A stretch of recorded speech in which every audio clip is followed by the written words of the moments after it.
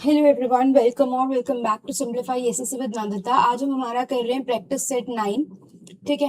अगर आप पहली बार यहाँ पर आए हो तो मैं ऑलरेडी 8 प्रैक्टिस सेट्स करवा चुकी हूँ जो कि कंप्लीटली पीवाईक्यू बेस्ड थे। और हम दो चीज़ों पे फोकस कर रहे थे, एक तो हम कॉन्सेप्ट रिवाइज करने में फोकस कर रहे थे और दूसरा हमने ये फोकस किया था कि कैलकुलेशन ट्रिक्स को हम सीख सकते हैं, अप्रोक्सीमेशन कैसे अप्लाई करने होते हैं, कहाँ पर ऑप्शन से कैसे हम देख सकते हैं कि क्या आंसर होगा क्या नहीं होगा। ठीक है। तो पूरी पूरी प्लेलिस्ट 1 to 8 की आपको डिस्क्रिप्शन बॉक्स में मिल जाएगी, उसको चेकआउट कर लेना अगर अब तक नहीं किया। रिसेंट में मैंने जो भी वीडियोस पढ़ाई है मेंसुरेशन की शुरू हो चुकी हैं, राइट एंगल ट्रायंगल पढ़ाया था, पैरेलल पाइप पढ़ाया है, रेक्टेंगल से सिलेंडर कैसे बनता है क्या क्या करके, तो वो सारा पढ़ाया था, तो वो देख लेना। ठीक है, रिसेंट वीडियोस देख लेना, प्लेलिस्ट सेक्शन देख लेना। उसके अलावा अगर आपने अब तक टेलीग्राम ज्वाइन नहीं किया है तो जरूर से जरूर ज्वाइन कर लो। जो ये प्रैक्टिस सेट 9 जो कि आज की वीडियो में करवा रही हूँ, ये पहले टेलीग्राम पे दिया था, बहुत सारे लोगों ने कर लिया है और अब हम इसकी फुल रिविजन करेंगे यहाँ पर। तो अगर आप भी वहां से कर लेते तो आपको बहुत बेनिफिट होता। तो do join Telegram channel also. Okay. And जो भी वीडियो देख रहे हो, स्पेशली जो टेलीग्राम से देख रहे हो, जिन्होंने खुद से किया था, तो प्लीज कमेंट सेक्शन में अपना स्कोर ड्रॉप करना। 21/25, 23/25 कितने हुए आपके क्वेश्चंस जो करेक्ट थे वो जरूर बताना। ठीक है। एंड यस, इन केस किसी ने ध्यान नहीं दिया तो ये 15 मिनट का टेस्ट नहीं था। मैंने ये नहीं बोला कहीं पे भी कि 15 मिनट्स में करना था। मैंने क्लियरली बोला था कि मैं ऐसे क्वेश्चंस बनाऊंगी जिनमें हम कुछ कैलकुलेशन का सीख सके या मैक्सिमम जो है कॉन्सेप्ट आपके रिवाइज हो सके। नहीं तो कुछ लोगों से छोटे छोटे कॉन्सेप्ट छूट जाते हैं कई बार, है ना। तो ये सब कवरेज करने के लिए तो इसलिए पेन नोटबुक लेके बैठना, कहीं पे कोई कॉन्सेप्ट सीखने को मिले, कुछ शॉर्टकट सीखने को मिले तो नोट डाउन करना, ताकि आप उसको कल को पढ़ सको और एक्चुअली में उसको अपने मॉक में भी अप्लाई कर सको। जो भी चीज वीडियो में सीखते हो उसको नोट किया करो, रिवाइज किया करो और पूरी पूरी एफर्ट किया करो कि मॉक में भी वही चीजों को ट्राई किया करो। नहीं तो सुनने में तो सारी कैलकुलेशन ट्रिक्स अच्छी लगती है, बट सारी प्रॉब्लम यही आती है कि रियल एग्जाम में फास्ट फास्ट अप्लाई नहीं हो पाती। तो अगर आप उनको 100 मॉक में अप्लाई करोगे तब जाके कुछ चांस बनता है कि आप पेपर में अप्लाई कर पाते हो कैलकुलेशन ट्रिक्स। क्योंकि पेपर में ऑलरेडी हमारा कॉन्फिडेंस लो होता है, हमें डर लगता है कि मिस्टेक ना हो जाए। घर में तो हम कर लेते हैं, चलो क्या होगा, मिस्टेक हुई तो एनालाइज कर लेंगे। तो इसलिए चीजों को सीखो, मॉक में अप्लाई करो, तभी कॉन्फिडेंस आएगा रियल एग्जाम में अप्लाई करने का। ठीक है। ओके, फर्स्ट क्वेश्चन देखते हैं। By selling an article at 19/24 of its original selling price, यानी कि उसने चीज कितने की बेची, 19/24 ऑफ उसके एसपी के। ठीक है। वो बोलते हैं ऐसा करने पे उसको 5% का लॉस हुआ। 5% का लॉस का मतलब क्या होता है, उसको 95% ऑफ सीपी क्या है उसका, एसपी है। ये भी उसका एसपी है, तो अब मैं उसका सीपी ऐसे लिख दिया 95% ऑफ सीपी के टर्म्स में। अब वो बोलते if he sells it at 90% of the original price, selling price, what will be his profit percentage. ये भी सीपी की टर्म्स में, तो अगर यहाँ पे भी कुछ सीपी की टर्म्स में मिला दूं, कब, जब मैं इसको 9/10 एसपी कर दूं तो मेरे पास प्रॉफिट आ जाएगा। ऐसे होना था इस देख लाइन में। कैसे, यहाँ तक समझ में आ गया। आप कैसे करोगे, आप कहोगे 19/24 एसपी का मतलब है 95। मुझे किसकी वैल्यू, ये क्या हुआ, 9/10 एसपी के निकालने, तो ये कितना हो जाएगा, 95 इंटू 24/19 इंटू कितना हो जाएगा 9/10। 19 5 जर 5 2 जर 2 12 जर, यहाँ पे मेरा आएगा 108%। 108% किसका, ऑफ सीपी का, यानी 100 प्लस 8, तो यानी कि क्या हो रहा है यहाँ पर 8% का प्रॉफिट हो रहा है। Am I clear. ठीक है। ऐसे करना था क्वेश्चन एक लाइन के अंदर। Let's move to question number 2। यार किसी ने पता ग्रुप में बोल दिया कि कई सारे क्वेश्चंस के ऑप्शंस रॉन्ग है। मुझे भी लगा यार ठीक है, मैंने बहुत जल्दी जल्दी में, लेट नाइट हो गया था, लैपटॉप की भी टेंशन थी, जो टेलीग्राम पे उनको सब पता है, तो मेरे को लगा यार हो गए होंगे मिस्टेक्स। मैंने भी चैनल पे डाल दिया कि यार कोई बात नहीं, ऑप्शंस गलत। तो भाई फिर मैंने बाद में जब वीडियो बनाने के लिए वापस यहाँ पे क्वेश्चंस किए ना, और मेरे दिमाग में जब सॉल्यूशंस चले, तो मैंने कहा भाई कुछ गलत नहीं है, मतलब मेरे ख्याल से एक भी क्वेश्चन का ऑप्शन गलत नहीं है, ऐसे ही बना दिया उन्होंने। चलो कोई बात नहीं। एनी हाउ क्वेश्चन नंबर 2 पे चलते हैं। क्या बोलते हैं आपने, देखो अब ये किस टॉपिक से है, वो टॉपिक है जो बहुत लोग इग्नोर करते थे, रिवाइज नहीं करते, तो इसलिए पेपर में कई बार स्ट्राइक नहीं करता। ठीक है। क्वेश्चन क्या कहते हैं, ट्राइंगल पी क्यू आर, उसने बोला their point S and T on Q R and P R respectively. ठीक है। यहाँ पर उसने बोल दिया क्यू एस और एस आर की रेशियो है 5:6, पी टी और टी आर की रेशियो है 5:9, पी एस और क्यू टी, ये पी एस है और ये क्यूटी है, ये इंटरैक्ट नहीं, इंटरसेक्ट करते हैं एक्स पर। तो रेशियो बता दो क्यू एक्स और एक्स टी। अब देखो ये ऐसी चीजों में ना, क्वेश्चन में जो मैं बोलती हूँ ना कि रिड्यूस रिकॉल टाइम और आपको सारी चीजें टिप्स पे, जो यहाँ हेल्प करती है। क्यों, अगर आपको सारी चीजें टिप्स पे होंगी तो आपको रियलाइज होगा कि 5:6, 5:9, ये यहाँ से देख लूँ 6:5, 9:5, कुछ भी करके देख लूँ, या एस टी को ज्वाइन कर लूँ, ये कर लूँ, there is no such theorem we have जहां पर अलग अलग रेशियोज के लिए हमारे पास कुछ हो, यही अगर वहां पे मेरे पास 6:5 होता, यहाँ पर भी 6:5 होता, तो मेरा काम ही खत्म हो जाता, सिमिलैरिटी लग जाती ना मेरे पास, कौन सी, बेसिक प्रोपोर्शनैलिटी थ्योरम या फिर हम जिसको थेल्स थ्योरम बोलते हैं, राइट। बट यहाँ पर ऐसा कुछ हो ही नहीं रहा, तो क्या हो सकता है ऐसे केस में, देखो साइड्स निकालने को बोल रहे हैं, साइड्स की रेशियो निकालने को बोल रहा है, कुछ कुछ साइड्स गिवन है, कोई थ्योरम नहीं लग रही, तो आपको कहाँ ध्यान जाना चाहिए, आपका एमपीजी, मास पॉइंट ज्योमेट्री के ऊपर। मास पॉइंट ज्योमेट्री हमारी क्या कहती है कि अगर इस साइड, इस वाली साइड का जो अगर 5 लेंथ है, तो यहाँ पर कितना वेट बन जाएगा, इस कॉर्नर का वेट हो जाएगा 5, इनवर्सली प्रोपोर्शनल होता है। यहाँ 5 साइड है तो यहाँ पर 5 वेट, यहाँ पर 6 है लेंथ, तो यहाँ पर कितना हो जाएगा वेट, 6 हो जाएगा। और जो सेंटर है वो क्या होता है, हमारा बैलेंसिंग एक्ट होता है। इसको किससे कंपेयर करते हैं, सीसॉ से। आप ऐसे खेल रहे हो तो एक इंसान नीचे जाता है, एक इंसान ऊपर जाता है, बैलेंस कब होता है, जब दोनों स्ट्रेट में होते हैं। तो यहाँ सेंटर ऑफ मास में क्या होता है इसका, ये क्या है, इसका एस पे सेंटर ऑफ मास बैलेंस है, तो ये कितना हो जाएगा, 11 हो जाएगा, राइट। अब बाई चांस की बात है कि यहाँ पर भी 5 था और यहाँ पर भी 5, मान लो यहाँ पर 3 होता और यहाँ पर 5 था, तो मेरा आर का वेट क्यू आर से तो कितना बनता, 5, लेकिन पी आर से 3 बनता, तो उस केस में मुझे क्या करना पड़ता, रेशियो कन्वर्ट करके 15 बनाना पड़ता, ठीक है। अभी आज के सेट में ये कर लिया, एमपीजी रिवाइज हो जाएगा। अब अगले सेट में ऐसा MPG, not 10th set, 2-4 set के बाद ऐसा एमपीजी देने की कोशिश करूंगी जहां पर इस तरह से आपको खुद से मल्टीप्लाई करना पड़े, 3 और 7 और 21 बनाना पड़े, डायरेक्टली ना मिल रहा हो सेम, ठीक है। तो उससे क्या हो जाएगा, आपको याद रहेंगे, अगर जो यहाँ पर सुन के नोट डाउन करेगा चीजें, उसको वो क्वेश्चन तब डिफिकल्ट नहीं लगेगा, राइट।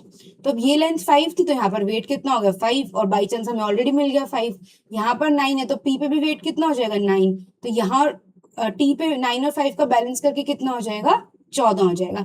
हमें क्या निकालना था क्वेश्चन के अंदर, क्यू एक्स और एक्स टी, राइट।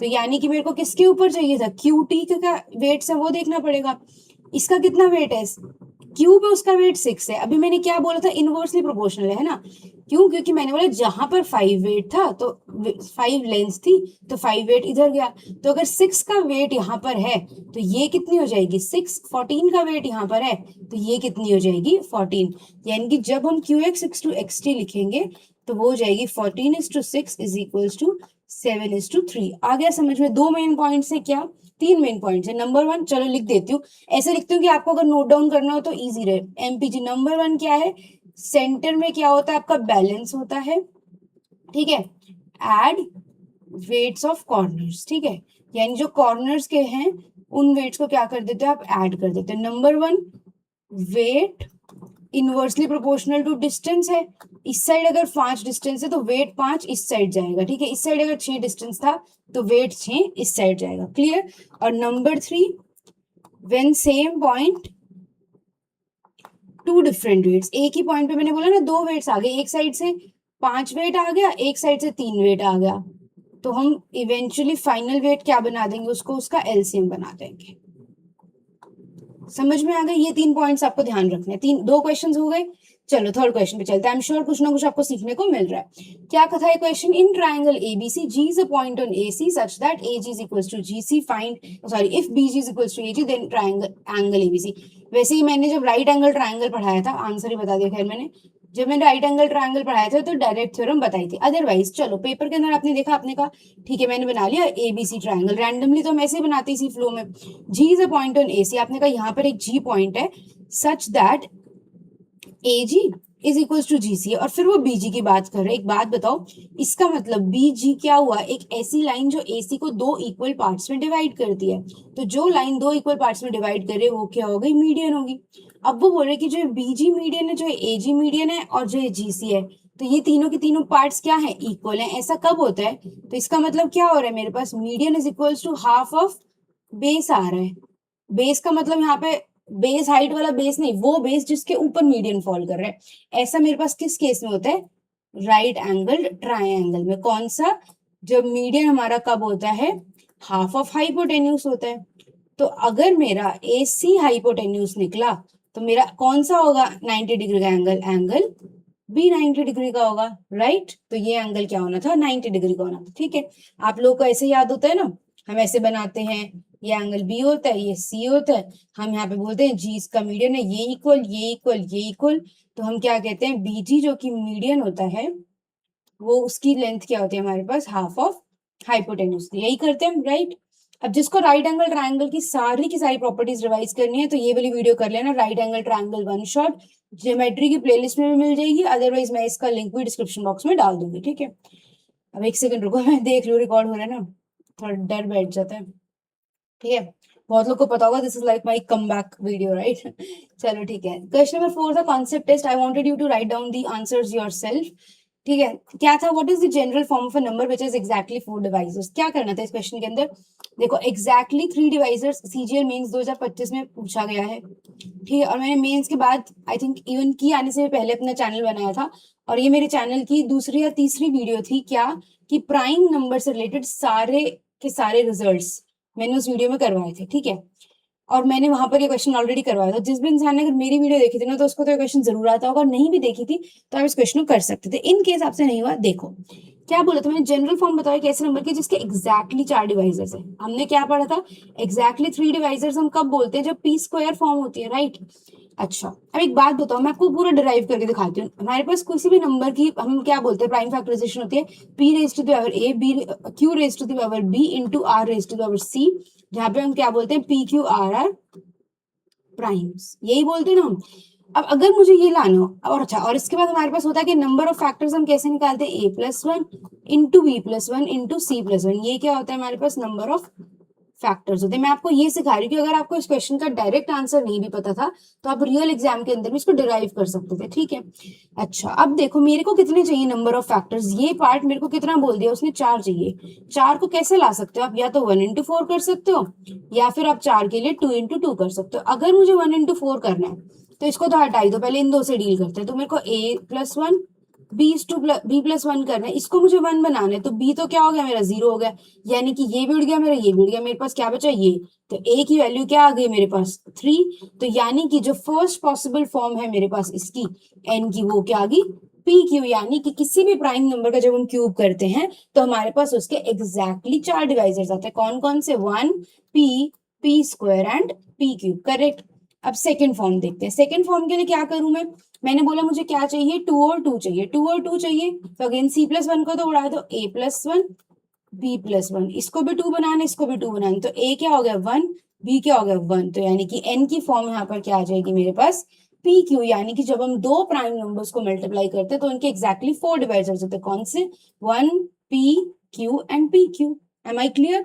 तो इस क्वेश्चन का डायरेक्ट आंसर मेरे पास क्या होना था, जनरल फॉर्म क्या होती है ऐसे नंबर्स की हमारे पास, PQ n is equals to PQ, या फिर n is equals to P cube where PQ are primes, ठीक है। अब याद रहेगा आपको। और ये देखो प्रूफ, ठीक है, मैं भी उस स्क्रीनशॉट वाली टीचर बन जाती हूँ, है ना, कि ये देखो मैंने पढ़ा रखा है, ये देखो बच्चों ने बोला रिव्यूज, थोड़ा फनी है, ठीक है, मतलब क्लेम करना पड़ता है ना बताने के लिए कि देखो मैंने पढ़ा रखा है। तो ये देख लो, बिल्कुल स्टार्टिंग की चैनल की वीडियो है, पता नहीं कितने कम व्यूज हो गए इसमें, तब तो लोग देखते हुए कितनी ज्यादा मेहनत की हुई है इस वीडियो में। लेकिन 23 मिनट में प्राइम नंबर्स का कोई ऐसा रूल नहीं है जैसे से पूछा और ना पूछा और मैंने ना करवाया, मतलब इनफैक्ट एक स्टेप आगे ही जाके करवाए हैं चीजें। तो ये देख लो, स्क्रीनशॉट है वीडियो का 1703, डिस्क्रिप्शन बॉक्स में लिंक मिलेगा, देखना चाहिए। If a number is has exactly 4 divisors it is of the form p cube और p into Q where p Q are prime numbers, ठीक है। ये देखो 343 का एग्जांपल दिया हुआ है, 15 का एग्जांपल दिया हुआ है, ठीक है। चलो क्वेश्चन नंबर 5 पे चलते हैं। The area of a sector of a circle of radius this is 112, find the length of corresponding arc of the circle. वैसे तो आई एम एक्सपेक्टिंग ये सबको आता होगा, इन केस नहीं आता था तो आज याद रख लेना, एरिया क्या होता है half into L into R होता है, वेयर एल क्या होता है आर्क लेंथ और आर हमारे पास रेडियस होता ही है, ठीक है। आप चाहते तो इसको लंबे मेथड से भी कर सकते थे, बट क्यों करना है जब एक फॉर्मूला एग्जिस्ट करता है, कोई बहुत डिफिकल्ट फॉर्मूला नहीं है। अगर आपको कभी भी कोई फॉर्मूला डिफिकल्ट लगता है तो एक बार सोचा करो वो फॉर्मूला कहाँ से आया है, तो अपने आपको याद रह जाएगा कैसे। अब देखो एरिया क्या होता है मेरे पास, θ/360 इंटू पाई आर स्क्वायर, ठीक है। लेंथ ऑफ आर्क मेरे पास क्या आएगी, θ/360 इंटू 2 पाई आर कर दिया, राइट। तो अब यहाँ से इसको सब्स्टिट्यूट कर दो आप और आपके पास सोल्यूशन आ जाएगा, बस आपको इतना ही करना होता है। तो जब भी कोई फॉर्मूला डिफिकल्ट लगे उसको एक बार से खुद ड्राइव करके देख लो, आपको समझ में आ जाएगा कहाँ से है और याद करना ईजी हो जाएगा, राइट। तो ये होता है हमारे पास एरिया है 112 is equals to half into length of arc मेरे को निकालनी है, आर मेरे को 28 गिवन, ये कितना होगा 14, ये कितना हो जाएगा हमारे पास 8, तो एल की वैल्यू कितनी आएगी मेरे पास 8 सेंटीमीटर, ठीक है। इजी क्वेश्चन था, बस ये फॉर्मूला अगर नहीं पता था तो अब नोट डाउन कर लेना। क्वेश्चन नंबर 6 पे चलते हैं। 4 bells ring at intervals of this बहुत कॉमनली आज पीवाईक्यू है, पता नहीं कौन से जमाने से पूछता आ रहा है एसएससी। ठीक है, they start ringing simultaneously eight 1 AM, at what time will they ring again simultaneously. देखो 4 रिंग बेल्स हैं, एक 8 सेकंड के बाद बजती है, एक 12, एक 16, एक 18, तो एक साथ कब बजती होंगी? जब ऐसा एक नंबर आएगा जब उनके सारे के बजने का टाइम हो, राइट? मतलब पहली ये किस पे बजती है? 8 पे, तो फिर कब बजती होगी? 8 इंटू 2 पे, 8 इंटू 3 पे, 8 इंटू 4 पे, ऐसे ना 8 के मल्टीपल्स पे, वो 12 के मल्टीपल्स में, वो 16 के मल्टीपल्स में, वो 28 के मल्टीपल्स में। तो ऐसा कौन सा नंबर होता है जो इन सबसे मल्टीप्लाई होता हो जब ये सब आए? क्या होता है ऐसा नंबर? LCM, right? अगर आपको रटने में दिक्कत होती है कि क्यों आता है ऐसे, तो आज मैंने आपको लॉजिक समझा दिया कि क्यों हम एलसीएम लेते हैं, राइट? तो एक बार उनका एलसीएम आ रहा है 1 बजे, मतलब एक बार 1 बजे बज रही है, तो 1 बजे का नेक्स्ट वो कब बजेंगे? लीस्ट कॉमन मल्टीपल उनका, यानी कि जितने भी एलसीएम आएगा इनका उतने सेकंड्स के बाद बजेंगी। अब एलसीएम किसका चाहिए मुझे? 8, 12, 16 और 28 का। कैसे लिखोगे? सबसे पहले 28 लिखो। अब 16 में क्या है? 4 और 4, 28 में उसको 4 तो मिल गया, लेकिन एक 4 और चाहिए 16 का। अब 12 के पास क्या होता है? 4 और 3, उसके पास 4 तो मिल गया, लेकिन इसमें 4 और 7 है तो 3 लिख दिया। 8 में क्या होता है? 4 और 2, 4 है, 2 है, सब कुछ है। तो ये कितना हो जाएगा मेरे पास? 28 इंटू कितना हो जाएगा? 10, सॉरी 10 क्यों हो जाएगा? मन में कैलकुलेट मेरे साथ ये बहुत होने लग गया आजकल, जब से लाइव मॉक किया मैं कैलकुलेट मन में कर लेती हूँ, मतलब उल्टा फिर एक स्टेप पीछे का बोल देती हूँ। तो 28 इंटू ये कितना हो जाएगा? 12, और ये कितना होता है? 336। अगर नहीं याद है तो इसको कर सकते हो यार, ठीक है? मतलब कैसे? 28 इंटू 2 इंटू 6 से याद रह जाएगा आपको। 56 इंटू 3 कितना होता है आपके पास? अरे भाई क्या ही बोलते हैं, ये बोल रहे थे 28 इंटू 2 कर लोगे और फिर यहाँ से 56 इंटू 6 हो जाएगा, तो आपके पास 336 होता है। ये करना थोड़ा आसान है ना, 6 5 से 30, 300, 6 6 36, 336 होता है। तो यहाँ से कैसे करोगे? 28 इंटू 2 56, 3 इंटू 2 6 कर लोगे। तो अदरवाइज याद रखो 28 इंटू 12 या 56 इंटू 6 कितना होता है? 336 होता है। काम आ जाता है इसलिए बता रही हूँ, ठीक है? मेंसुरेशन में भी काम आ जाता है। तो ऐसे अब मैं ये नहीं कह रही रट लो बैठ के इसको नोट डाउन करके, बट ऑब्जर्वेशन रखो थोड़ी थोड़ी चीजों की कि क्या टाइप की मल्टीप्लीकेशन जो बार बार आती है। जैसे उस दिन मैंने एक सॉल्यूशन बताया था कि 168 इंटू 11 आ जाता है 1848, और बहुत मतलब ये पर्टिकुलर मल्टीप्लिकेशन कई बार पीवाईक्यू में आ चुकी है, तो याद रह जाता है कि वैसे तो 11 से करना बहुत ईजी है, कुछ सेकंड्स लगते हैं, बट तब भी अगर ऐसी चीजें मतलब फोकस के साथ करोगे ना तो अपने आप दिमाग में बैठनी शुरू हो जाएंगी। रटने को नहीं बोल रही मैं, ठीक है? तो यानी कि कितने 336 सेकंड्स का, 336 सेकंड्स का क्या है? 300 प्लस 36, इसका मतलब क्या होगा मेरे पास? 5 मिनट्स, ये क्या है? 36 सेकंड्स। तो मेरा आंसर क्या आएगा? तो 2 बजा दी, 1:05 36 AM, करेक्ट। अच्छा, ऐसे क्वेश्चन में हमेशा क्या ध्यान रखना? सिली मिस्टेक नहीं करनी, वो AM PM देके कंफ्यूज कर देगा। ऐसा सीजीएल 2025 के एक क्वेश्चन में ऑलरेडी हो चुका है, और बहुत लोगों की मिस्टेक हुई थी AM PM की, ठीक है? तो हमें AM पे फोकस करना है, PM पे नहीं करना। हो सकता है वो ऑप्शन डाल देता जो कि मुझे डालना चाहिए था, ठीक है? अगली बार मैं ऐसे ही ऑप्शंस डालूंगी कंफ्यूज करने वाले। चलो, क्योंकि मैं आज मतलब मेरा पर्पस ये नहीं कि आप इनको 15 मिनट पढ़ो, मेरा पर्पस ये है कि आप इनसे सबसे ज्यादा कुछ कैलकुलेशन सीख सकते हो तो वो सीखो, जितनी ज्यादा वाइड कवरेज ऑफ कॉन्सेप्ट हो सकते हैं। नंबर 2 ये हो, और नंबर 3 इस टाइप की जो पॉसिबल कंफ्यूजन और सिली पॉइंट्स होते हैं आप उनको प्रिवेंट कर सको, ठीक है? चलें क्वेश्चन नंबर 7 पे। क्या है क्वेश्चन नंबर 7? कहते हैं if x y z are the three factors of this then find the value of x plus y plus z value. अगर आपने क्वेश्चन पहली बार में आपसे हो गया था ना क्विकली, तो जरूर कमेंट करके बताना। I would really appreciate you, कि इट मींस आपका पूरा पूरा फोकस है करने के अंदर, अगर आपसे क्वेश्चन फर्स्ट फ्लो में हुआ है। तो नहीं हुआ तो कोई बात नहीं, अब सीख लो। क्या कहते हैं क्वेश्चन के? फैक्टर्स हैं। अच्छा एक बात बताओ, मैंने पॉलिनोमियल्स पढ़ा रखा है पूरा का पूरा, राइट? जिसने नहीं पढ़ा तो अगेन जाके पढ़ लेना। अब एक बात बताओ, हम बोलते हैं, हम ठीक है ये देखो ए में आ गए ना, हम एक बार जनरल से पढ़ते हैं। हम बोलते हैं फंक्शन होता है एक्स की टर्म्स में, ठीक है? हम क्या बोलते हैं कि अगर ये कोई भी एफ एक्स क्या है हमारे पास इक्वेशन है, या rather I would say polynomial होता है। इक्वेशन तो जीरो के इक्वेट करके आती है, ठीक है? हमने बोले कोई पॉलिनोमियल है, तो मैं कहती हूँ x minus A is a factor, ठीक है? हम कहते हैं x माइनस ए कोई इस एफ एक्स का, एफ एक्स क्यों बोला मैंने? x का फंक्शन है तो इसलिए x माइनस ए बोलना पड़ा। इफ एफ ए यानी कि x की जगह पे a पुट करने पर अगर मुझे 0 मिल जाए तो x माइनस ए फैक्टर हो जाता है, and a is a zero of the polynomial, ठीक है? और जीरो ऑफ द पॉलिनोमियल को और क्या बोलते हैं हम? Root of the polynomial, right?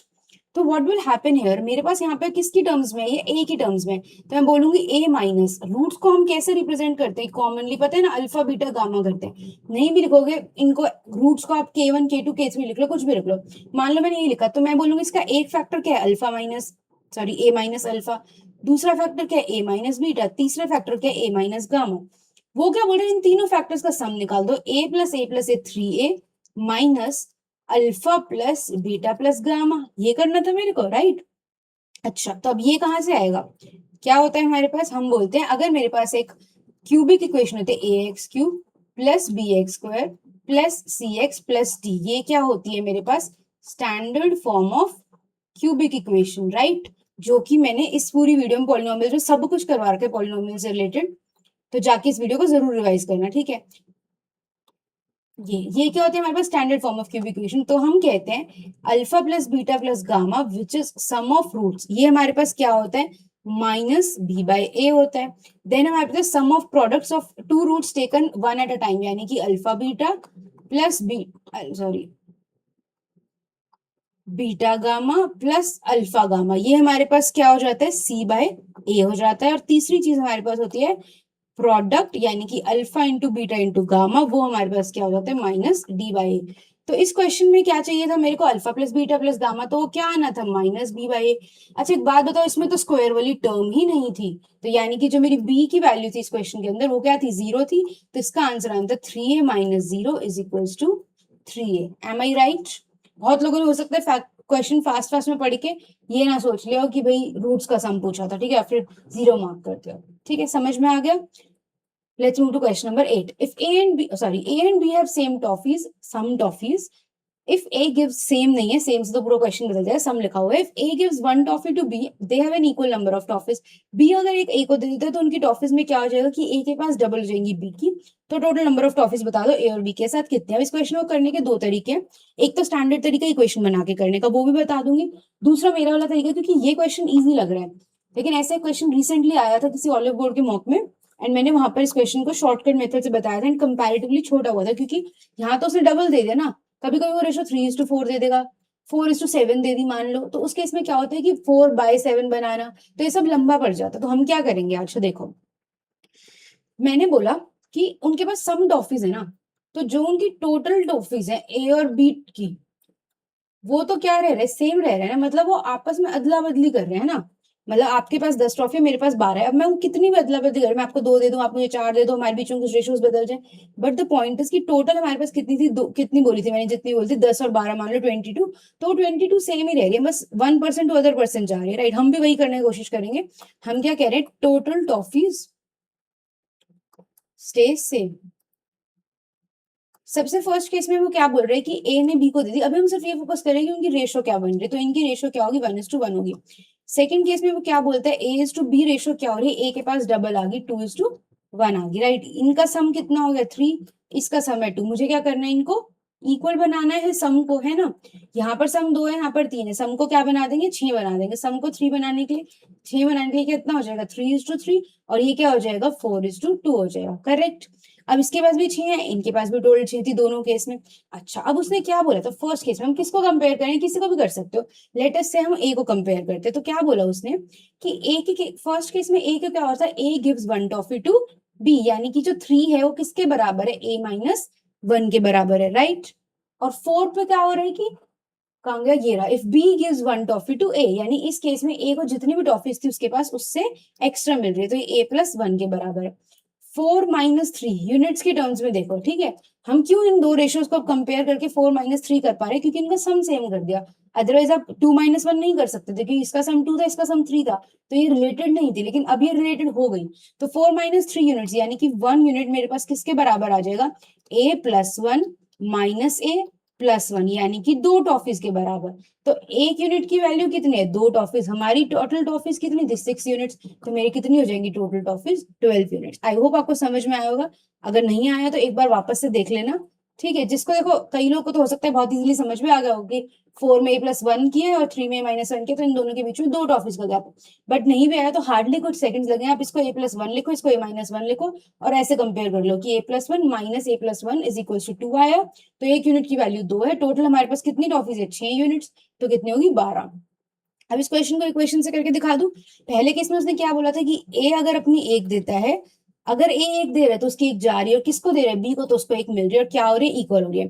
फिर क्या बोला था उसने? बी अपनी 1 दे देता है, किसको दे रहा है? ए को, तो उस केस में ए की क्या हो रही थी? ए की डबल हो रही थी ना।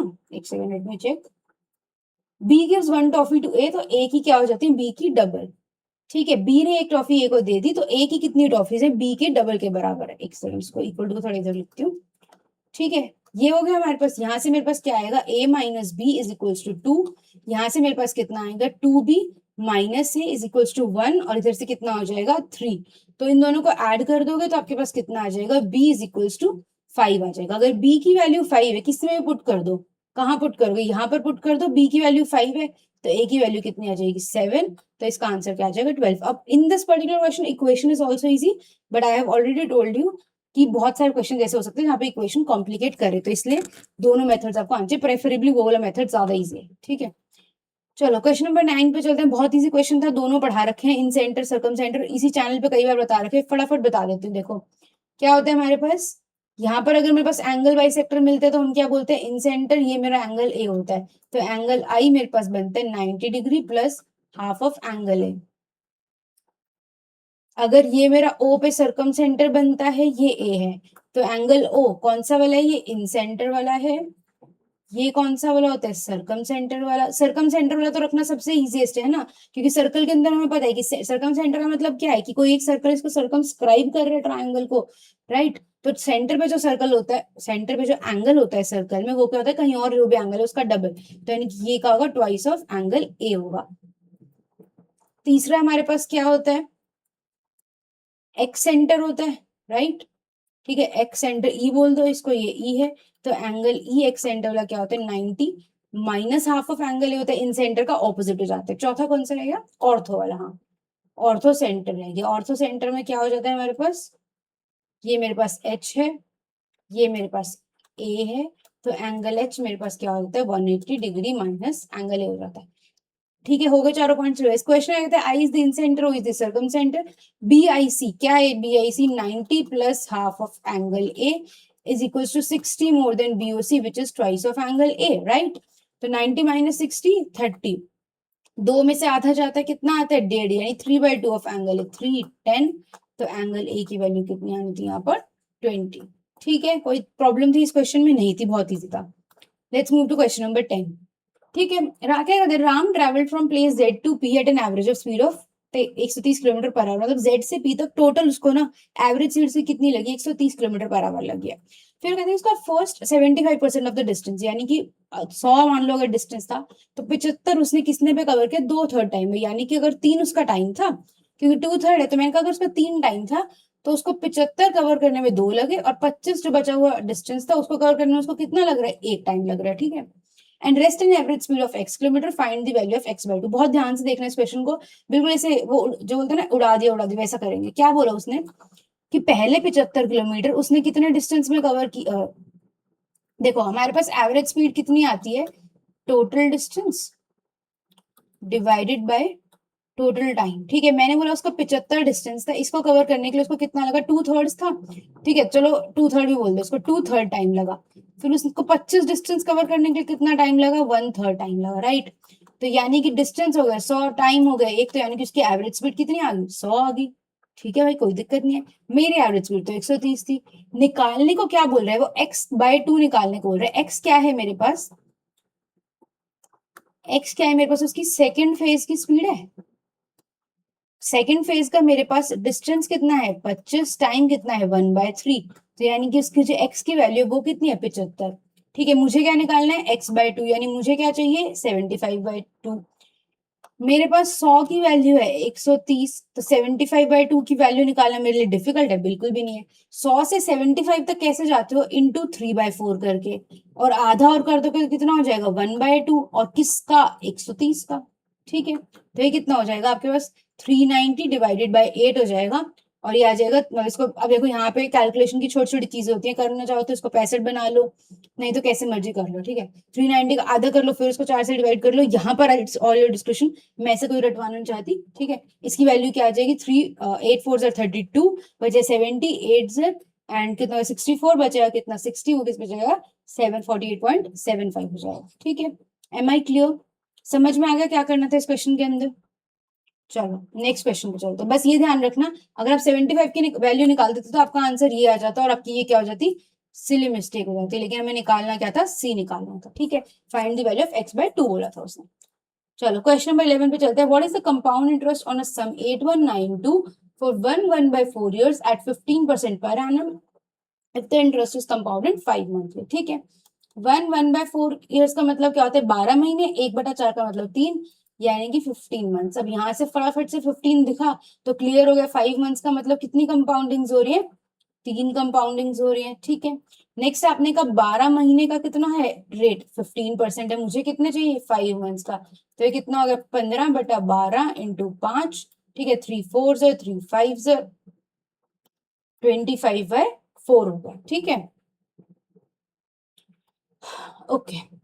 अब देखो यहाँ पर स्टेज पे आके ना बहुत लोग कंफ्यूजन होता है कि मतलब ये आपके पास है 25/4% की 3 कंपाउंडिंग्स आई। ठीक है ना, बहुत लोगों को ये लगता है, अब कल ने परसों किसने ग्रुप में पूछा था कि कंपाउंड इंटरेस्ट में पास्कल ट्रायंगल होता है, ये होता है, क्या बेस्ट मेथड होता है, तो मैंने बोला था कि पर्सनली मुझे लगता है दिस इज ओनली चैप्टर जहां मैं बोलूंगी कि आपको हर मेथड आना चाहिए, बिकॉज रेट ऑफ इंटरेस्ट के हिसाब से ना आपके मेथड्स बदलने चाहिए, राइट।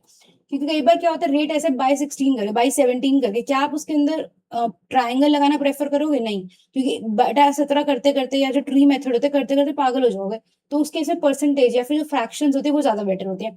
अब इस केस में देखो आपके पास बचा 25/4%, इस 4% यानी कि इसका मतलब 25/400, 25 को 100 से काटोगे 4 आएगा, यानी क्या बचा है 1/16।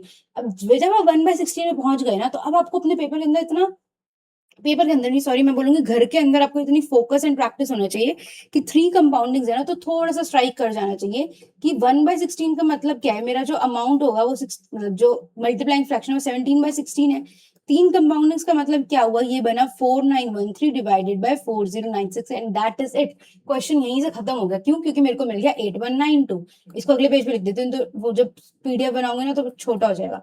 मेरे पास ये बच गया, ये क्या है मेरे पास अमाउंट है, ये मेरे पास प्रिंसिपल है। ठीक है, अब मेरा प्रिंसिपल उसने मुझे क्या दिया हुआ है 819, तो क्या ये इसका सीधा सीधा डबल होता है, तो यानी कि जो मेरा अमाउंट आएगा वो भी सीधा सीधा डबल आएगा, इंटरेस्ट भी क्या आएगा सीधा सीधा मेरे पास डबल आएगा। M I right. ठीक है, इन दोनों को, ये मेरे पास अमाउंट है, मेरा प्रिंसिपल, अमाउंट दोबारा निकालने की जरूरत नहीं, बड़ा नंबर हम क्या करेंगे सी आई निकालेंगे, ए माइनस पी, वो कितना हो जाएगा मेरे पास 817 हो जाएगा, राइट। कैसे किया मैंने, 913 में से 100 हटाती तो 800, लेकिन मैंने 4 कम हटाया तो कितना 913 में से 100 हटाती तो 813, और 4 कम हटाया तो कितना हो गया 817 हो गया। ठीक है, ऐसे किया करो, रादर देन 13 - 6 7 करके करना, थोड़ा सा आसपास चीजें कर सकते हो तो वो ज्यादा बेटर होता है। ठीक है, तो मेरे पास क्या आ गया 817, लेकिन मेरी तो हर चीज क्या हो रही है इंटू 2 हो रही है, तो यानी कि मेरा जो आंसर आना था वो कितना आना था 1634, 1634। आया समझ में क्या करना था इस क्वेश्चन में। क्वेश्चन नंबर 12 पे चलते हैं। क्या बोलते हैं, speed of a boat in still water is 10 kilometre per hour, time taken by boat to go 35 kilometre downstream is 1.25 times the time taken by it to go 14 kilometre upstream, how much time, इतना इतना इतना। ये जो इसमें जो direct shortcut लगता है इस टाइप के क्वेश्चंस के अंदर, कॉम्पोनेंडो डिविडेंडो, वो 2-3 मॉक्स में करके दिखा चुकी हूँ और फिर उनके सॉल्यूशंस में एक्सप्लेन भी कर चुकी हूँ। ठीक है, जो वीडियो देखते हैं आई होप आपको पहले से आता होगा क्या बोल रहे हो। ठीक है, इसको भी हम डायरेक्ट तो यूज करेंगे, लिख के यूज करने की कोई सेंस नहीं। देखो क्या करेंगे हम, time taken by boat to go 35 kilometre downstream, 35 kilometre downstream जाने के बाद distance upon speed is equals to 1.25 times कितना होता है 5/4 time taken by it to go 14 kilometre upstream, right.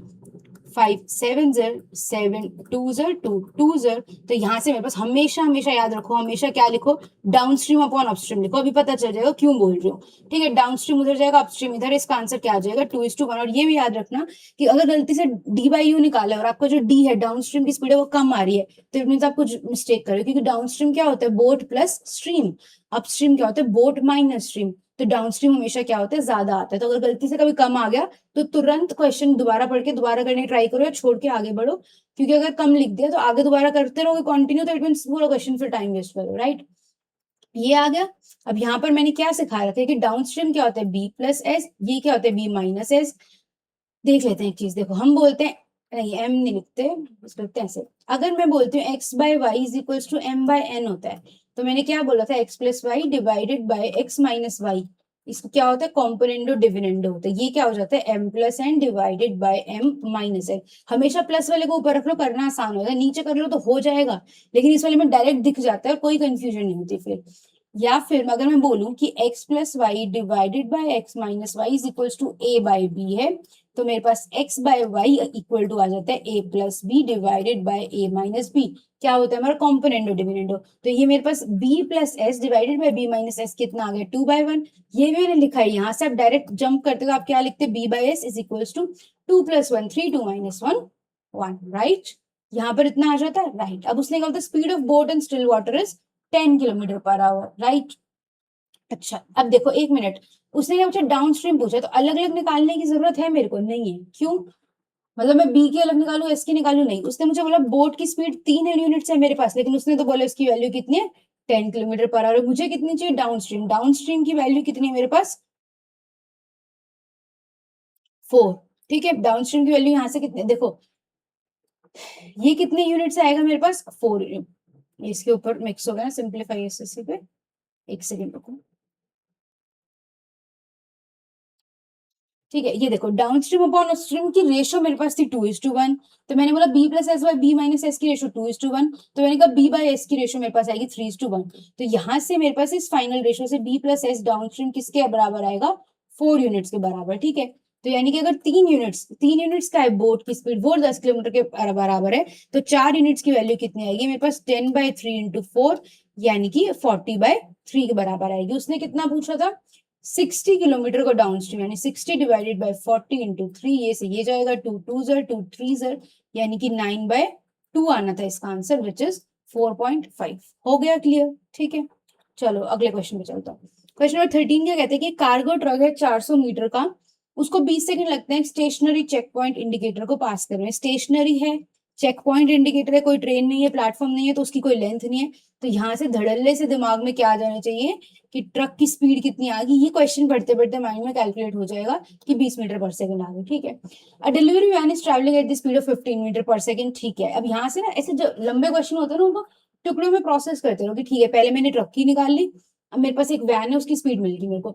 अब वैन को लग रहा है if it takes 16 seconds for both vehicles to completely pass each other while travelling in opposite directions, यानी एक यहाँ से आ रहा है, एक यहाँ से आ रहा है, दोनों को एक दूसरे को क्रॉस करने में कितना टाइम लग रहा है, 16 seconds, right.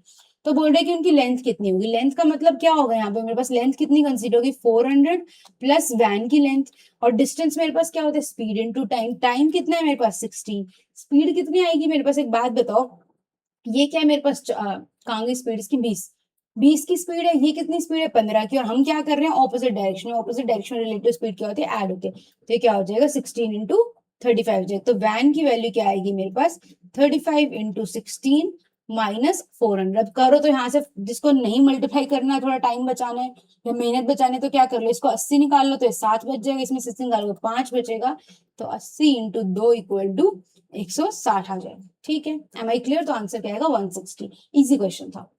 Let's move to question number 14। क्या बोला तुमने, कॉन्सेप्ट टेस्ट है कि if the roots of a quadratic equation are equal what can be said about its discriminant. इसका डिस्क्रिमिनेंट क्या होता है, 0 होता है। क्यों? हमारे पास x की वैल्यू क्या होती है, -b plus minus under the root discriminant divided by 2a, right. तो रूट्स इक्वल है कब होते हैं, जब इस पार्ट को मैं 0 कर दूंगी, क्योंकि जब मैंने इस पार्ट को 0 कर दिया तो मेरे पास x की पहली वैल्यू भी ये है, x की दूसरी वैल्यू भी ये, प्लस माइनस वाला चक्कर क्या हो गया, खत्म हो गया। ठीक है, अगेन ये भी डिस्क्रिमिनेंट वाला पॉलिनोमियल्स की वीडियो में पूरा पढ़ा रखा है। ठीक है, यहीं पे फटाफट बता देती हूँ क्या करेंगे, क्योंकि जिन्होंने वीडियो देखी हुई है दोबारा देखना चाहते हैं बट स्टिल रिवाइज करना चाहते हैं। सबसे पहले हमारे पास क्या होता है, d <0, यानी कि b² - 4ac, ये क्या हो जाता है, <0 हो जाता है। तो इसका रूट क्या हो जाएगा मेरे पास, क्या देगा, कॉम्प्लेक्स सॉल्यूशंस देगा। तो इस केस में मेरे पास कैसे होते हैं, कॉम्प्लेक्स रूट्स होते हैं, या फिर इमेजिनरी बोलेंगे रादर।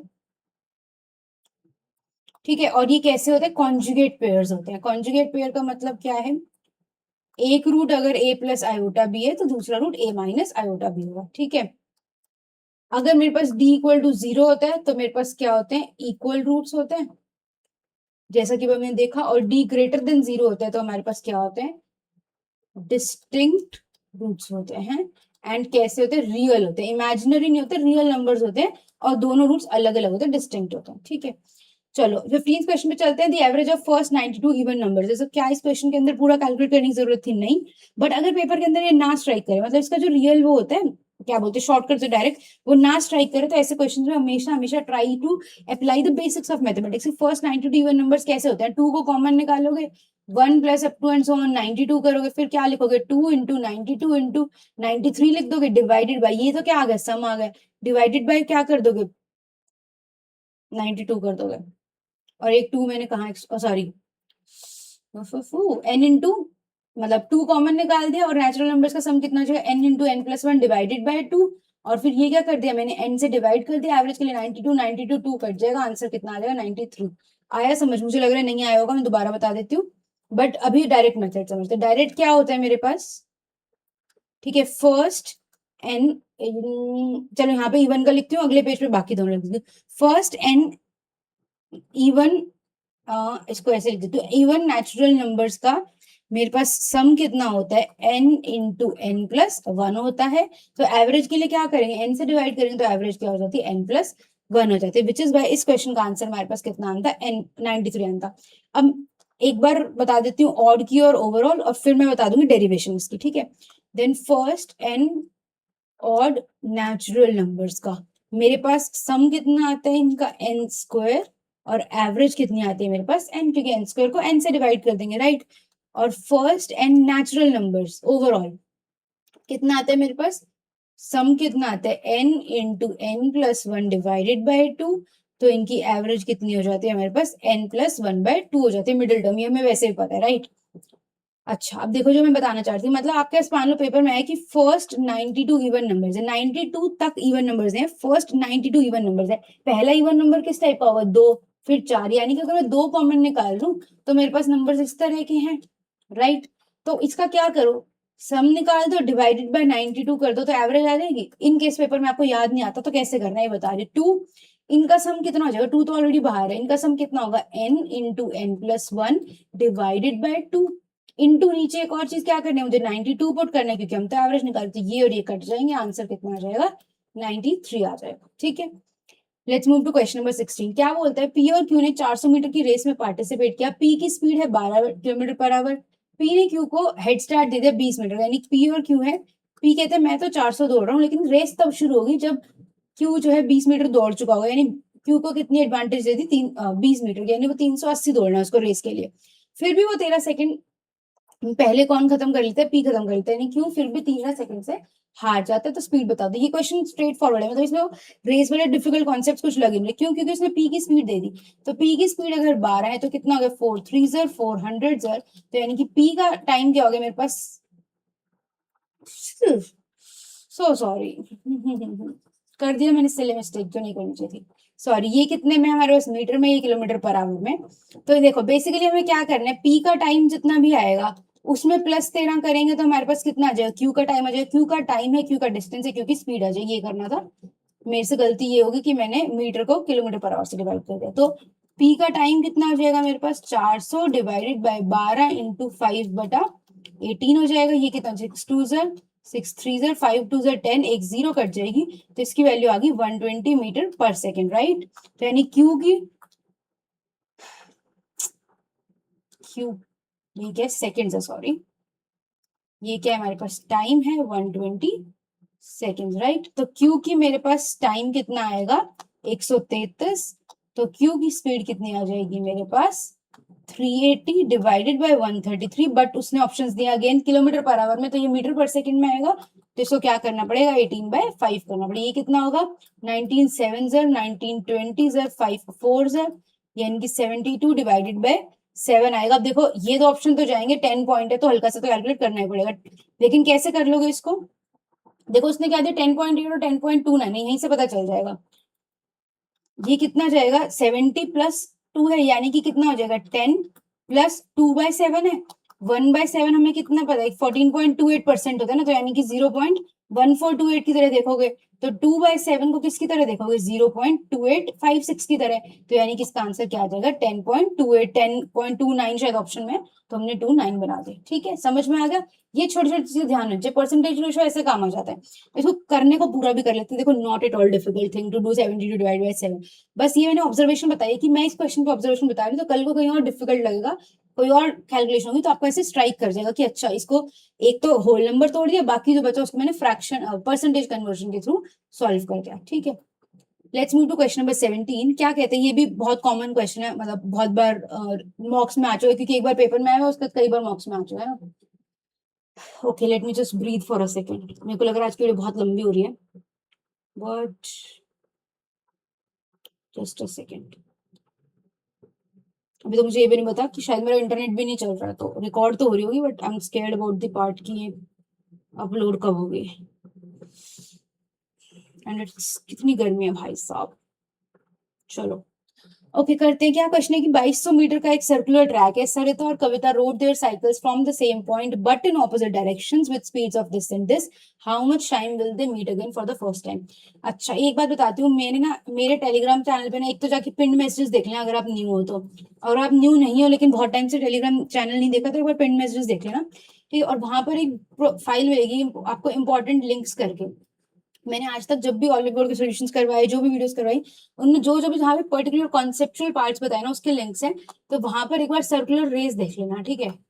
अभी मैं इस वाले क्वेश्चन का रेलेवेंट बता देती हूँ बट आप वैसे देख लेना क्या होता है। देखो एक बार उसको भी देख लेना, उसमें ज्यादा डिटेल में वैसे बता देती हूँ। फर्स्ट मीटिंग क्या होता है, हम क्या बोलते हैं फर्स्ट मीटिंग का जो टाइम होता है वो क्या होता है, डिस्टेंस, या तो मतलब ट्रैक लेंथ बोल लो या फिर डिस्टेंस बोलो डिवाइडेड बाय रिलेटिव स्पीड होता है ठीक है। तो बस आपको रिलेटिव स्पीड याद रखना है, आपको ऑपोजिट में अलग सेम में अलग खुद से याद नहीं रखना, क्योंकि ऑटोमेटिकली आपको पता ही है कि रिलेटिव स्पीड है तो सेम में माइनस हो जाएगी, ऑपोजिट में ऐड हो जाएगी ठीक है। देन दूसरा कॉन्सेप्ट, अच्छा एक मिनट इसी में लिखते हैं कि अगर इसका टाइम मैंने बोला टी, कि इसका टाइम मैंने कितना बोला टी, तो nth मीटिंग उनकी कब होगी एन टी पे, यानी सेकंड मीटिंग कब होगी जब इसको डबल कर दोगे, थर्ड मीटिंग इसको ट्रिपल कर दोगे, फोर्थ में 4 टाइम्स, nth मीटिंग लिए n कर दोगे ठीक है। ये क्या होता है फर्स्ट मीटिंग, स्पेसिफिकली मेंशन करती हूँ मैं एनीवेयर। राइटिंग को क्या हो सकता है, एनीवेयर है first meeting, anywhere at the track ठीक है। First meeting on starting point हमारे पास क्या होता है, ये मैंने पढ़ा रखा है बट दोबारा बता रही हूँ। First meeting at starting point हमारे पास क्या होता है, लेट से इसको भी टी बता देती हूँ अलग अलग साइड में, इसीलिए लिखा था मैंने। तो अगर ये टाइम टी है तो ये किसके बराबर होता है हमारे पास, LCM of T1 comma T2, ये T1 है कॉमा T2। T1 क्या है, फर्स्ट पर्सन को जो टाइम लग रहा है पूरे सर्कल को कवर करने में, T2 क्या है सेकंड पर्सन को जो टाइम लग रहा है कवर करने में। अब इसके अंदर एक छोटी सी बात देखो, ये क्या बोल रही हूँ मैं, T is equal to LCM of track length, तो दोनों की सेम है ना, मान लो इसकी स्पीड S1 है इसकी स्पीड S2 है, करेक्ट, ये बात तो क्लियर है। तो क्या मैं इसका एलसीएम बोलूँ तो ऊपर वाले का एलसीएम तो ऐसे ही आएगा, और नीचे क्या करना पड़ता है, ये हमें पता है ना, फ्रैक्शंस का जब हम क्या निकालते हैं, एलसीएम निकालते हैं, तो हम क्या बोलते हैं कि ऊपर वाली टर्म का एलसीएम निकाल लो और नीचे वाली की टर्म का क्या करो, एचसीएफ निकाल लो, वो कर लो, या ये बोल दो कि एल आपने क्या कर दिया यहाँ से कॉमन निकाल दिया। तो यानी कि आप ये भी बोल सकते हो कि T is equal to L divided by HCF of उनकी स्पीड्स। ए क्यों लिख दिया मैंने, है ना, ए नहीं लिखना चाहिए, तो वन, क्योंकि हम 1 2 कर रहे हैं, तो एचसीएफ ऑफ S1 S2 हो जाएगा ठीक है। तो first meeting at starting point क्या होगी, या तो आप एलसीएम लोगे किसका, पहले इंसान को पूरा सर्कल कवर करने में जितना टाइम लगता है दूसरे इंसान को जितना लगता है उनका एलसीएम ले लो, क्योंकि अभी हमने देखा रिंग्स वाले क्वेश्चन में क्या हुआ था, रिंग्स में सॉरी बेल्स रिंग कर रही थी उस क्वेश्चन में, कि दोनों सारा एक साथ काम कब होता है, जब पहले का भी मल्टीपल हो दूसरे का भी, तो यानी एलसीएम निकाल दो सबके कंप्लीट करने के टाइम का, क्योंकि हम first meeting at starting point कर रहे हैं। या फिर इसका शॉर्टकट हमने डिराइव करके दिखा दिया कि T is equal to L by HCF of speed 1 speed 2 कर दो ठीक है। चलो अब इस क्वेश्चन में कहते हैं how much time will they meet again for the first time, इसमें उसने कहीं पे बोला है कि स्टार्टिंग पॉइंट पे नहीं, तो मेरा आंसर क्या आएगा 2200 डिवाइडेड बाय रिलेटिव स्पीड क्या आओगी, ऑपोजिट डायरेक्शन, यानी कि स्पीड क्या होगी, ऐड होगी 36, लेकिन ये किलोमीटर पर आवर में, तो क्या करना पड़ेगा 5/18, 18 2 5 2 10, जीरो कट गया, आंसर क्या आ गया 220। इसमें क्या होता है 60 का मल्टीपल आसपास 180 प्लस 40, यानी कि मेरे पास कितना आएगा 3 minutes 40 seconds, which is option number ए। एक सेकंड रुको, इधर कैसे होगा, बस ठीक है, ये क्या रहेगी लाइंस, चलो ठीक है। कोई आंसर समझ में आ गया क्वेश्चन नंबर ए, क्या बोल रही हूँ मैं, ऑप्शन समझ में आ गया, ए कैसे आया, ओके। क्वेश्चन नंबर 18 पे चलते हैं। द एवरेज ऑफ 5 कंसेक्यूटिव और नेचुरल नंबर्स इज 27। पहले फ्लो में इसको वैसे बताऊंगी इस क्वेश्चन को जैसे कि आपको रिवीजन के बाद पेपर में स्ट्राइक करना चाहिए, फिर उसके बाद डिटेल एक्सप्लेनेशन दे दूंगी कि कैसे आया, ताकि आप आगे से ये ध्यान रख सको कि कैसे डायरेक्ट आया था, और आप आगे से डायरेक्ट ही कर पाओ ठीक है, अगली बार आपको पूरा डिटेल में ना करना पड़े। बट अगर पेपर के अंदर नहीं स्ट्राइक करती कई बार शॉर्टकट, तो डिटेल में करने से डरा मत करो ठीक है, ये बता रही हूँ बस मैं, चाहे उस टाइम मत करो, ये लगे कि अभी तो लंबा पड़ जाएगा, लेकिन सेकंड टाइम आके जो बेसिक समझ में आया ना कर दो उस क्वेश्चन को, क्या होगा एक थोड़ा सा टाइम एक्स्ट्रा लग जाएगा, लेकिन अगर आपने बाकी के पेपर में स्ट्रैटेजी सही लगाई है और अब सेकंड थर्ड राउंड में क्वेश्चन पे आ रहे हो, टाइम है तो टाइम बुरा नहीं लगेगा, लेकिन शॉर्टकट लगा के आता ना वो शॉर्टकट टाइम वेस्ट करने से बेटर हुआ। ठीक है, क्या बोलते हैं, 5 कंसेक्यूटिव ऑड नेचुरल नंबर्स की एवरेज क्या है, 27 है। ठीक है, ध्यान से सिर्फ सुनते जाना अब की बार, अभी लिख नहीं रही। Previous 5 consecutive odd natural numbers को इनमें मिला दिया तो उन नए वालों की एवरेज क्या होगी। माइंड में विजुलाइज करो आंखें बंद करके एक बार, ये 5 कंसेक्यूटिव नंबर्स हैं। ठीक है, इनकी एवरेज कहां पर होगी, इनके मिडल में, राइट, यानी कि एक तरह से इन पांचों में से जो थर्ड टर्म होगी। मैंने फिर क्या किए, मैंने 5 ऑड नंबर्स और निकाले इनसे पहले वाले और उनको इनके आगे रख दिया, बोले उनकी एवरेज बताओ, उनकी एवरेज कहाँ होगी, उन 5 का मिडिल टर्म, राइट। तो जो नए वाले 5 का मिडिल टर्म है और जो मतलब पुराने वाले 5 का मिडिल टर्म था, उन दोनों के बीच में कितने टर्म्स का गैप होगा, एक बात बताओ, 5 टर्म्स का गैप होगा, विजुलाइज करके देखो, वो पहले 5 की तीसरी टर्म है, ये आखिरी 5 की तीसरी टर्म है, तो दोनों के बीच में कितने टर्म्स का गैप है, मेरे पास 5 टर्म्स का गैप है। अब एक बात बताओ, इनके बीच में जो 5 टर्म्स का गैप है, 5 किसका गैप है, टर्म्स का, एपी के अंदर, लेकिन इस एपी का जो मेरा कॉमन डिफरेंस है वो 2 है, क्योंकि ये कंसेक्यूटिव ऑड नेचुरल नंबर्स हैं, तो यानी कि उनके बीच में डिफरेंस कितने का आएगा, 10 का आएगा। एंड क्योंकि मैंने प्रीवियस पीछे वाले ऑड नंबर्स को लेकर आ रहे थे, तो 27 में से 10 माइनस हो जाएगा और आंसर क्या आएगा, 17 आएगा। आया समझ सभी को, नहीं आया तो कोई बात नहीं। अब देखो, अब यहाँ पे विजुअलाइज करो, 1 2 3 4 5, ये मेरे 5 नंबर्स थे, मैंने बोला इनकी एवरेज है 27, तो यानी कि ये मेरा 27 हो गया, ये तो क्लियर हो गया मेरे को। अब मैंने बोला 1 2 3 4 5, पीछे वाले 5 और उठा के ले आओ, तो ये कितना हो गया मेरे पास, इसकी एवरेज कौन सी होगी, ये वाला नंबर होगा। इनके बीच में कितना डिफरेंस है, 1 2 3 4 5, कितनी टर्म्स का डिफरेंस है, 5 टर्म्स का डिफरेंस है, यानी कि कितने का डिफरेंस आएगा, 10 का, और पीछे जा रहे हैं तो क्या होगा, 27 minus 10 is equal to 17। Am I clear. ठीक है, कॉन्सेप्ट कौन से हमने रिवाइज किए यहाँ से, और विजन वर्ड लिखने की जरूरत नहीं है। एपी की एवरेज क्या होती है मेरे पास, मिडिल टर्म्स, ठीक है, एन टर्म्स बिहाइंड गए हो तो एवरेज में क्या कर दो, माइनस एन डी कर दो, एन टर्म्स अहेड जाते तो एवरेज के अंदर क्या कर देते, प्लस एन डी कर देते। लेकिन ठीक है, हाँ ऐसे ही देखो चलो, बट ये बात याद रखना कि कभी हो सकता है आपका डी नेगेटिव में हो, डी नेगेटिव में हो तो minus n D automatically plus बन जाएगा। ठीक है, ओके हाँ, ये था थोड़ा सा ट्रिक क्वेश्चन की, which of the following is an irrational number. मैंने एबीसीडी मार्क करने को नहीं बोलता, मॉक थोड़ी ना, तो आप इसका आंसर क्या लिख सकते थे अपने पेज में, नन लिख सकते थे चाहता तो, जिसको इस क्वेश्चन का ऑप्शन गलत लगा उसके लिए बता रही हूँ। अब देखो ये क्वेश्चन थोड़ा सा ना लंबा लग सकता है, क्योंकि सारे के सारे क्या करते हैं, कॉम्प्लिकेटेड, तो एक्चुअली में इनको सॉल्व करना पड़ेगा कि इररेशनल नंबर कौन से। इसको क्या करोगे, 50 क्या होता है, 25 इंटू 2, ठीक है, ये 25 इंटू 2 होते हैं, यानी 5 आ रहे हैं, तो ये क्या बन जाएगा, 5√2 माइनस 5√2, तो ये तो क्या बन गया, 0 बन गया, तो ये इररेशनल नंबर नहीं है। इसको कैसे सॉल्व करोगे, √18 क्या होता है, 9 इंटू 2, 9 बाहर आके क्या बनेगा, 3√2, √8 क्या होता है, 2√2 माइनस 5√2, ये क्या हो गया, 3 और 2 5, 5√2 माइनस 5√2 0, तो ये भी क्या है, इररेशनल नहीं है। इसको देखते हैं, √12 इंटू √27 माइनस 18 है, इसको खोलो क्या आएगा, 3 इंटू 4 इंटू 3 इंटू 9 और पूरा रूट, 4 का क्या बाहर आएगा 2, 9 का क्या बाहर आएगा 3, 3 और 3 का क्या बाहर आएगा 3 माइनस 18, ये कितना हो गया, अगेन 0 हो गया। अगर ये 0 ना भी होता तब भी इररेशनल तो नहीं हो रहा था, क्योंकि रूट खत्म हो गया।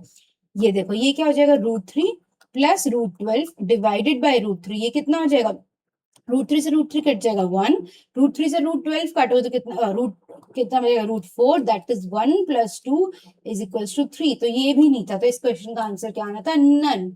ठीक है, पेपर के अंदर ऐसा क्वेश्चन अगर वो देगा तो किसी एक ऑप्शन को नहीं देगा कि हाँ भाई वो इररेशनल नहीं है, तो अगर दिख जाए तो वेल एंड गुड, नहीं तो फिर उसको सीरियल ऑर्डर में जो है सॉल्व करते जाओगे, फिर पता चलेगा। ठीक है, एक बार देखो कितने देर की वीडियो होगी, ओ भाई 53 मिनट्स की होगी। अभी हम कौन से क्वेश्चन पे, कौन सा था, 19th क्वेश्चन पे, oh God, classification of number system one shot, ये पूरी वीडियो करवा रखी है, and for the end of time बता रही हूँ, ये भी मेरी सेकंड थर्ड मतलब स्टार्टिंग की बिल्कुल वीडियो थी चैनल की। It is the most comprehensive revision on this topic, मतलब रिविजन क्या, पूरा मतलब एकदम बच्चे की तरह पढ़ाया कि लाइक स्कूल में भी जिसने ना पढ़ा हो कि मतलब नेचुरल नंबर्स की डेफिनेशन क्या होती है वो तक पढ़ाया, तो प्लीज प्लीज इस वीडियो कर लें, इसके बाहर नहीं आएगा। और इस वीडियो को करो तो इस वीडियो को लाइक भी कर देना, और इस वीडियो के नीचे कमेंट करके बता देना समझ आया नहीं आया। ठीक है, क्वेश्चन नंबर 20 पे चलते हैं, ये भी अच्छा क्वेश्चन था मेरे ख्याल से, इसमें भी लोगों ने मिस्टेक की हुई है। वो क्या बोल रहे हैं, बाथरूम फ्लोर है जिसकी ये है, वन ऑफ इट्स वॉल्स, उसकी एक दीवार जिसको हमने टाइल करना है, जिसपे हमने टाइल्स लगानी है, उसकी लेंथ और हाइट ये है, If square tiles of side 25 centimeter are used, an extra 12% tiles are purchased to cover cuts and wastage. How many tiles are needed in total? ये किसके बेसिस पे है क्वेश्चन? ये 2025 के पैटर्न पे क्या है? 2025 में एडिक्विटी ने क्या पैटर्न लाया था कि वो क्वेश्चन के अंदर में एक्स्ट्रा बातें बोल देता था ताकि हम मुझे कंफ्यूज और हम जो क्वेश्चन के अंदर पूछ रहे हैं हम साइड ट्रैक हो जाए, उस पर ध्यान ना दे। क्या बोल रही हूँ मैं? One of its walls which is to be tiled, मतलब एक वॉल है जिसको टाइल करना है फुली। तो क्या इतने पार्ट की मेरे पास बाथरूम से लेकर यहाँ तक कोई वैल्यू नहीं थी? ये क्या है? मेरा रिडंडेंट डाटा है या फिर इसको बोलो एक्स्ट्रा अननेसेसरी इंफॉर्मेशन। ठीक है, ये एक्स्ट्रा इंफॉर्मेशन जिसकी नीड नहीं थी। अब क्या बोला उसने? देखो, उसने बोला है कि एक वॉल है जिसकी साइड है 2 इंटू 2.5 मीटर इन हाइट है। अब स्क्वायर टाइल है, नंबर ऑफ टाइल्स हम कैसे निकालते हैं ये तो सबको पता होना चाहिए। L इंटू बी, यानी जो भी इसके डायमेंशन है LH BH डिवाइडेड बाय हम क्या करते हैं A इंटू ए। ठीक है, या फिर इसको भी चाहो तो मतलब अभी हमें नहीं पता ना टाइल रेक्टेंगल है स्क्वायर है, एज्यूमिंग टाइल स्क्वायर होती है तो A क्या है? साइड ऑफ टाइल है। ठीक है, या फिर इसको इवन बेटर ऐसे लिख देते हो L into B divided by L into B. ये क्या है मेरे पास? रूम वॉल जो भी टाइलिंग कर रहे हैं उसकी डायमेंशन है, और ये मेरे पास क्या है? टाइल की डायमेंशन होते हैं, राइट। तो ये क्या हो जाएगा? 2 इंटू 2.5 डिवाइडेड बाय 25 सेंटीमीटर। देखो सेंटीमीटर में तो इसको क्या करोगे? 25/100 करो तो इसको 1/4 कर लो, तो 1/4 इंटू 1/4, ये क्या है मेरे पास? नंबर ऑफ टाइल्स नीडेड है, राइट। लेकिन उसने बोले 12% एक्स्ट्रा चाहिए, तो इसको 112/100 कर दूं, राइट। अब इसको सॉल्व कर लो, कितना हो जाएगा? 2 इंटू 5/2। ठीक है, 16 ऊपर चला जाएगा, यहाँ पर इसको छोड़ दो, और ये कितना हो जाएगा? 112/100 हो जाएगा। तो ये कितना हो जाएगा? 5 2 10, 0 से कट गया, 2 8 कट गया, तो यहाँ पर आपके पास आंसर कितना आ जाएगा? देखो 112 इंटू 8 डिवाइडेड बाई 2। इसको 8 को पहले 100 से करो तो कितना आएगा? 800, फिर 12 8 कितना आता है? 96। तो ये क्या हो जाएगा? 896 डिवाइडेड बाई 10, यानी कि 89.6। अब 89.6 तो ला नहीं सकते, तो कितनी टाइल्स लानी पड़ेगी? 90 टाइल्स लानी पड़ेगी। ठीक है, क्लियर था क्वेश्चन? क्वेश्चन नंबर 21 पे चलते हैं। ये बहुत इजी था लेकिन सिली मिस्टेक ना हो इसलिए करने को दिया था। A इज 25% ऑफ B, यानी कि अगर B 4 है तो A है, तो B इज कितने परसेंट मोर देन? कितना ज्यादा है A से? 3। कितने पे? A पे। कैसा लिख दिया? 1। कितना ज्यादा है? 1। 1, अरे यार 3 ज्यादा है A पे 1 पे। A और 1 उल्टे बोल दिए मैंने। ठीक है, 1 क्योंकि बेस है ना उसका A, तो इसका आंसर कितना आएगा? 300%। ठीक है, 4/1 देख के 400%। 400% इसका आंसर कब होता है? अगर मैं पूछती कि B is what percent of A, तो इन दैट केस मेरा आंसर क्या आ जाता है मेरे पास? 400%। ठीक है, क्वेश्चन नंबर 22 पे चलते हैं। क्या बोलते हैं? एक सम है जिसको 12.5% के कंपाउंड इंटरेस्ट पे 2 साल के लिए मैंने इन्वेस्ट किया। ठीक है, इसको हल्का सा नीचे कर दो, ऑलरेडी थोड़ा तो स्पेस बचेगा। If the simple interest on the same sum at 20% per annum for 2 years exceeds the compound interest by this, find the principal sum। एक बात बताओ, 12.5% का मतलब मेरे पास क्या होता है? 1/8। ठीक है, 2 साल के लिए किया तो मेरे पास कितना हो गया? 81/64। ये क्या हो गया मेरे पास? अमाउंट। ये क्या हो गया मेरे पास? प्रिंसिपल। तो मेरे पास इंटरेस्ट क्या आ जाएगा? 17/64 ऑफ P। ये क्या है मेरे पास? CI है। SI मेरे पास कितना हो जाएगा? 40% ऑफ P। ठीक है, 40% ऑफ P। अब इसको परसेंटेज में कन्वर्ट करना आसान है या इसको फ्रैक्शन में कन्वर्ट करना आसान है? तो ये कितना होता है मेरे पास? 2/5 ऑफ P। अब वो क्या बोल रहे हैं? 2/5 ऑफ P माइनस 17/64 किसका? प्रिंसिपल का, इक्वल है मेरे पास 2150 के। कुछ नहीं करना था, P निकालना है, इसको सॉल्व कर दो। यहाँ पर क्या आएगा? 320। 320 डिवाइडेड बाय 5 कितना होगा मेरे पास? 64। 64 इंटू 2 कितना होगा मेरे पास? 128। ये कितना हो गया? 5। ये कितना हो गया मेरे पास? 85 of P is equal to मेरे पास कितना हो गया? 2150 है। ठीक है, नीचे क्या रहेगा मेरे पास? 320 into P is equal to 2150 हो गया। ये कितना हो जाएगा मेरे पास? 3। ये कितना हो जाएगा मेरे पास? 43। 43 215 क्या होता है? 5 कितना हो जाता है? 4 5 200 प्लस 3 का 15, तो ये कितना हो जाएगा? 50। तो प्रिंसिपल की वैल्यू कितनी आ जाएगी? 50 into 320 which is equal to 20, और 32 इंटू 5 का 160, तो यानी कि ये क्या होगा? तो इसका आंसर क्या आना था? 16,000। समझ में आया? ठीक है, क्यों? क्योंकि 12.5% का कर लेते। अगर आप लोग पहले क्या कर लेते? 25 कर लेते, फिर 125 इंटू 125 डिवाइड बाई दिस करते। लेकिन भाई ये ज्यादा इजी नहीं 81/64 करना। अगर किसी को ऐसे करना पसंद है तो कर लो, बट मेरे को हिसाब से ये ज्यादा इजी, इसलिए मैंने ये वाला करवा दिया। ठीक है, let's move to question number 23। क्या बोलते हैं, tan theta plus cot theta equal to 4 है। अगर आपको नहीं पता है तो अब से ध्यान रखो कि tan theta plus cot theta equal to क्या होता है, 1 upon sine into 1 upon cos होता है, या फिर इसको आप बोल सकते हो कोसिकेंट इंटू सीकेंट। वैसे तो एक यही याद रख लो कि इससे तो ऑटोमेटिकली बन जाता है ना, तो दो चीज याद रखनी चाहिए, इसको याद रखो। अगर किसी को नहीं पता है कैसे आता है तो क्यों ना मैं इसको यहाँ से हटा के नए पेज पे लिख देती हूँ। क्या होता है हमारे पास, tan प्लस कॉट हमारे पास होता है 1 upon S C sine cos. कैसे आता है देखो, tan प्लस कॉट को क्या लिखोगे, sine by cos plus cos by sine, ये क्या हो जाता है S C divided by C S square plus C square, ये 1 बन जाता है, तो हमारे पास इसकी वैल्यू ये आ जाती है। तो मेरे को उसने बोल दिया 1 by S C is equals to 4। चाहिए क्या, ये चाहिए। सोचो ये गिवन है, इससे कहाँ तक पहुंच सकते हैं हम, कैसे, होल स्क्वायर करके।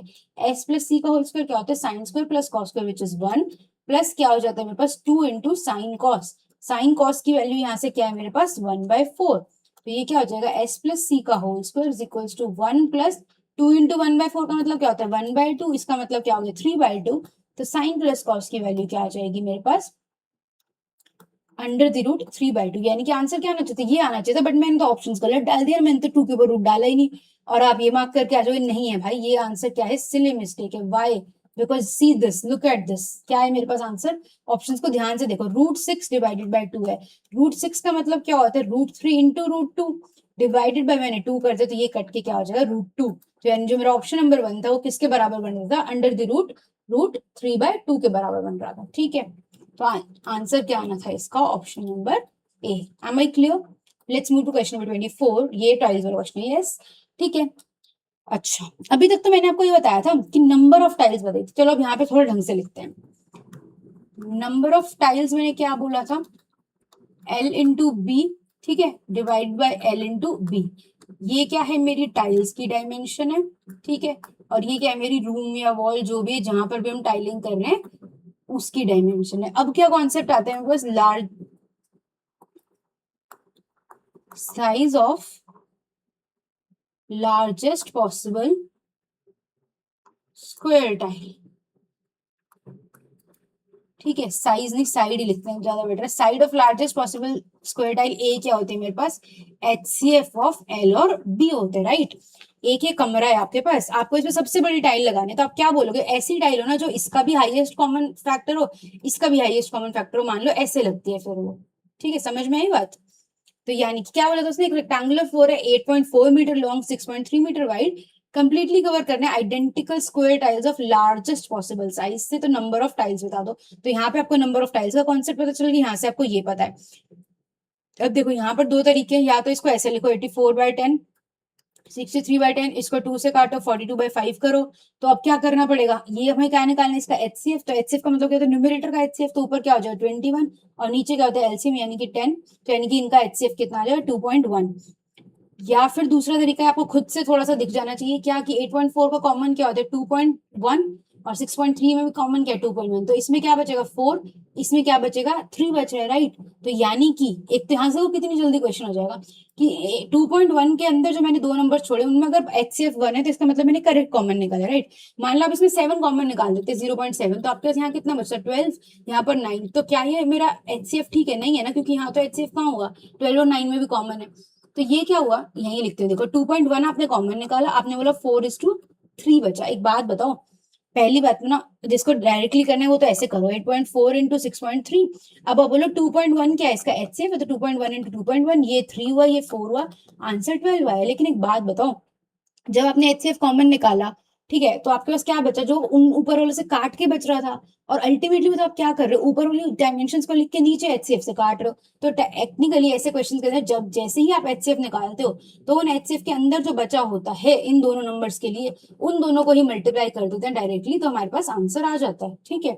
लेकिन अगर आपको अभी टफ लगता है तो आप नॉर्मल तरीके से करो। नॉर्मल तरीका क्या, यही कि ऊपर आपने डायमेंशन लिखी 8.4 इंटू 6.3, नीचे आपने इसकी स्क्वायर टाइल का साइज लिखा 2.1 इंटू 2.1, ये 3 पे गया, ये 4 पे गया, तो मेरे पास कितनी टाइल्स आएंगी 4 इंटू 3 12, ठीक है।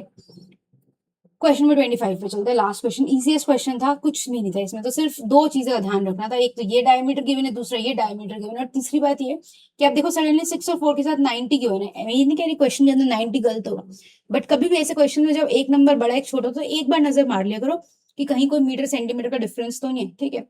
नंबर ऑफ स्पेयर्स कितने हो जाएंगे, n इंटू, देखो पाई को तो उड़ा ही रही हूँ, क्या करना है इसमें वॉल्यूम इक्वेट करें हैं, तो 4/3 पाई आर क्यूब, इस केस में आर क्यूब कितना आएगा 3 इज इक्वल्स टू, क्या बनाने सिलेंडर, सिलेंडर का पाई तो मैंने लिखा नहीं यहाँ पर भी, तो आर स्क्वायर कितना हो जाएगा मेरे पास, डायमीटर 4 है, रेडियस 2, लेकिन डायरेक्टली चलो आर स्क्वायर का 4 ही लिख देते हैं, और क्या हो जाएगा मेरे पास 90 हो जाएगा, 3 3 9, ये काट दो 10, एक 3 से एक 3 कट जाएगा, 4 से 4 कट जाएगा, कैलकुलेशन भी कितनी इजी थी, एन की वैल्यू क्या आ जाएगी 10 आ जाएगी। अगर आपको वीडियो पसंद आई हो, सेट पसंद आया हो, तो प्लीज वीडियो को लाइक कर देना, कमेंट करके स्कोर बताना, कमेंट करके फीडबैक देना, बताना कि जो मंडे से और सेट्स करोगे या नहीं करोगे, कितने लोगों ने किया, जिसने किया डन मार्क करना, ठीक है। And yes, see you soon. कोई भी जो भी वीकेंड के मॉक सॉल्यूशंस होते हैं या और सेट बनाती हूँ, जैसे भी होगा, थोड़ा सा अभी बिजी चल रही हूँ मैं कई चीजों के साथ, प्लस मेरे लैपटॉप को सेटअप करना, ठीक है। तो but I am trying my best, तो स्टे ट्यून्ड, सब्सक्राइब करना चैनल को अगर आप नए हो तो, नहीं तो वीडियो को लाइक कर देना, कमेंट कर देना, हाइप कर देना, and keep working hard, keep revising. Thank you so much, bye bye.